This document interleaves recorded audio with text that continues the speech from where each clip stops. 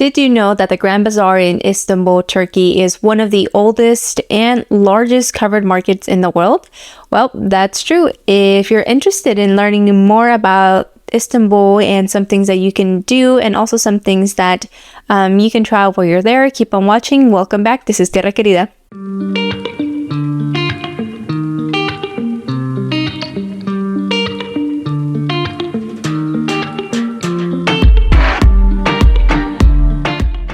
Like I mentioned in the Kusadasi video, if you haven't watched that already, make sure to watch that as well. In that video, I mentioned that you should bring some small bills in lira so you can purchase small little snacks and drinks and things like that. But if you want to get a good deal on something you're interested in buying, I encourage you to get some euros, and that way you can get a good deal. Again, just want to remind you to be ready to negotiate prices on things like clothing, shoes, bags, and things like that. Do not be afraid.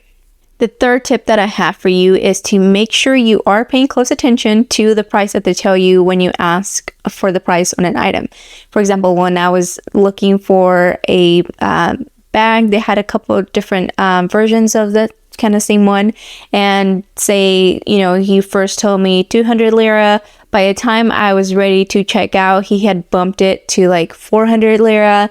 And I was like, wait a minute, you told me 200. And he just kind of looked at me. He's like, okay, you were paying attention. So make sure you're paying attention and try to negotiate the prices. I ended up getting 2 bags for 400 lira. But yeah, just be aware and pay close attention. Okay, the next tip is going to include a story time. I went into the restroom. There was some toilet paper left in the toilet that wasn't flushed properly. I, try to flush it. There's no running water. I'm like, great, now I have to go back out and try to find either a different restroom because that one restroom was pretty busy. And the woman after me was kind of looking, she was lying after me, and she looks at me kind of weird. I'm trying to explain to her in English and Spanish because a lot of people speak both languages, and she didn't understand what I was saying, so I'm like pointing, making gestures. She finally figures out that the water valve was closed, so make sure you check that and see if that's working properly before you do your business. Okay, if you want to go to the Hagia Sophia, make sure that you are prepared to wait in line. For quite a while, I walked past it because I really wanted to go to the Hagia Sophia, but the line was just way too long, and I was going to spend all my time that I had in Istanbul just waiting in line for this one place. So be aware and be prepared.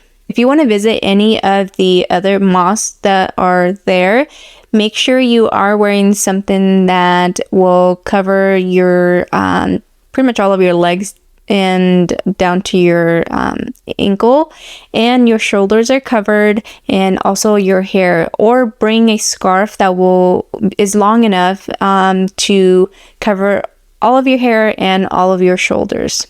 I was wearing a tan dress, and I didn't realize that it had to cover my knees down to my ankles, so they were able to provide me with the skirt to cover myself, and that worked out fine, but the scarf covered both my hair and my shoulders.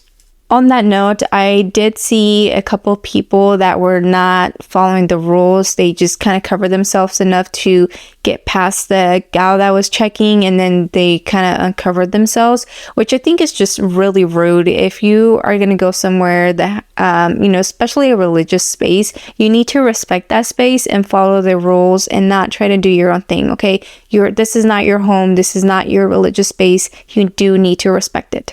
Another thing is they have a platform for you to take off your shoes. So make sure you do not step into the mosque with your shoes on. Take them off before you head into the space. Carry them with you. They have little cubbies if you want to leave them there, or you can just carry them, but please just follow the rules. All right, now moving on to the things that you can do while you are there.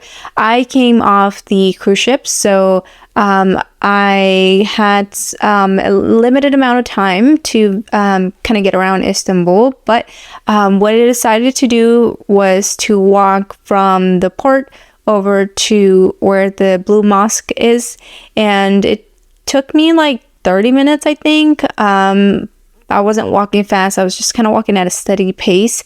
I also don't have super long legs. I'm only 5'2". But yeah, so if you don't want to walk that far, you can always take a taxi. But I wanted to kind of get lost in the little streets, and it was really cool because there was a lot of street vendors, or, you know, some like shops and a bunch of different things going on. There's some really beautiful dresses and just like anything you can think of was available.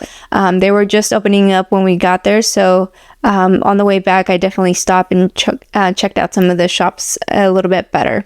Earlier, I had mentioned that the Hagia Sophia's line can get really long. So if you have limited amount of time in Istanbul, I suggest you start at the Blue Mosque. And again, make sure you're all covered up, and you hopefully get to see all of its beautiful details, because when I went, they were doing some renovations, so I only get to see just a little snippet, but it was still really cool to be in there and just be able to check it out and experience it for myself. As someone who loves a good corn on the cob, I suggest that you stop at one of the vendors and purchase yourself a corn on the cob.